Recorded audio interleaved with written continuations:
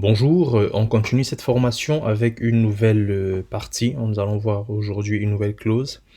On parlera de la clause delete parce que nous avons vu la création des tables, la mise à jour des tables, la suppression. Maintenant, on va la voir maintenant avec la clause delete. Delete, elle est très simple. Elle est pratiquement semblable à update que nous avons vu sur la vidéo précédente. La syntaxe, elle est également simple. On fait juste delete from, le nom de la table dans laquelle on souhaite supprimer des lignes. Et on met la condition. La condition, bien sûr, ça peut être un paramètre qu'on peut définir sur une colonne, par exemple. En sachant ici que delete, en fait, si on souhaite supprimer une ligne sur une table et que la condition n'est pas remplie, ça va retourner 0.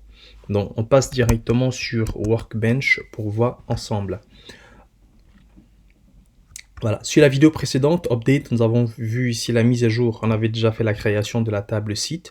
Ensuite, on a fait la mise à jour en rajoutant une information, dont notamment les lignes des colonnes. Maintenant, nous allons la supprimer. Nous allons notamment supprimer des informations. Donc, on affiche déjà cette table-là. Nous voyons qu'elle a 7 lignes avec des champs qui sont bien remplis ici. Donc, si nous souhaitons maintenant supprimer, on fait delete from, le nom de la table ici c'est site minuscule, et donc on fait where. Ce qu'on peut faire, c'est comme nous souhaitons. On peut prendre l'occurrence que nous souhaitons. Si par exemple on a une table que nous souhaitons supprimer, enfin une ligne autant pour moi, on peut prendre, supposons vous peut-être supprimer cette ligne là, la ligne numéro 5. On peut faire id site égale à 5, tout simplement. Si on fait ça, id site égale 5. Voilà. Donc, si on fait ça, ça va supprimer cette ligne et automatiquement, on pourra voir le résultat par la suite. Donc là, nous avons le résultat ici qui dit que ça a été affecté sur une ligne et ça a supprimé la ligne dont la condition est id site égale à 5. Si on réaffiche notre table,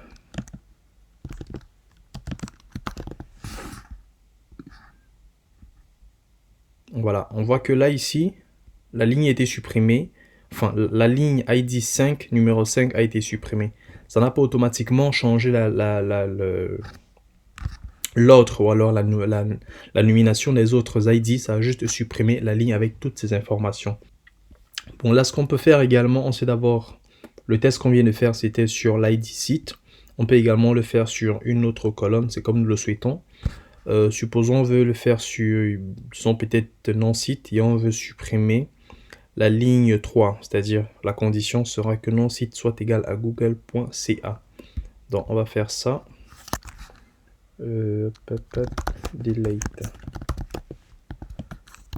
from site where non site égale, qu'est-ce que nous avons, google.ca. google.ca. Ah non, c'est google.ca, c'est un espace. Ouais, google.ca.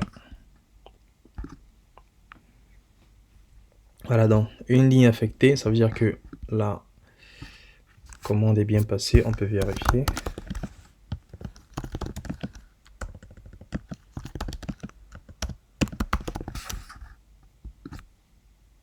Voilà, et il ne reste plus que 5 tables avec celle de Google Canada qui a été supprimée.